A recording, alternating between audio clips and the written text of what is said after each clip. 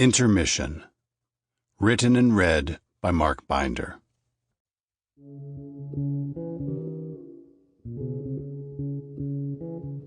Episode 1. Rebound. But a thuck. George craned his neck up to stare at the ceiling. Then he took a deep breath and refocused on pushing into his palms and feet equally. But a thuck. George frowned. It seemed as if Roger, his son, was timing the bounces of the tennis ball off the floor and wall to whenever the yoga instructor on Zoom called for a downward-facing dog.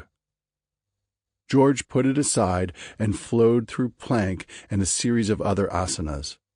After 6 months of home practice, he was finally beginning to understand the connection between mind and body.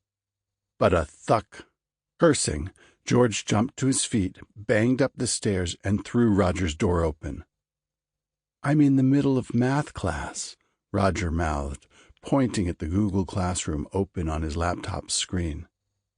"It's very important," the teacher was saying, "that you understand the fundamentals. If you don't, ask questions. Please, please. I can't look over your shoulder and see where you're going astray, so you need to tell me." George looked at the tennis ball in Roger's left hand and the pencil in his right. The boy's desk was crowded with paper and books, his laptop precariously balanced on an old shoebox. "What?" Roger silently mouthed.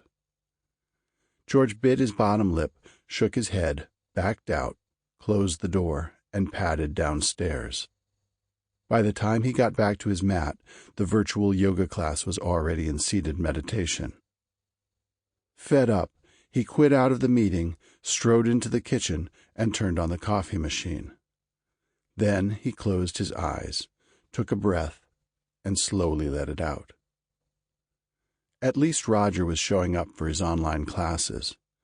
George had read in the paper about all the absenteeism and how parents of younger kids had to log on next to their children to make sure they did their work. Really, he and Roger were so lucky. They had food and shelter.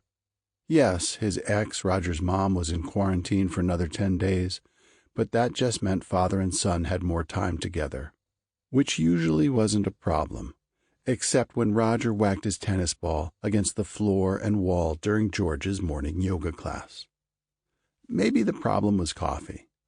To reduce his stress, George had postponed his first cup of coffee until after yoga.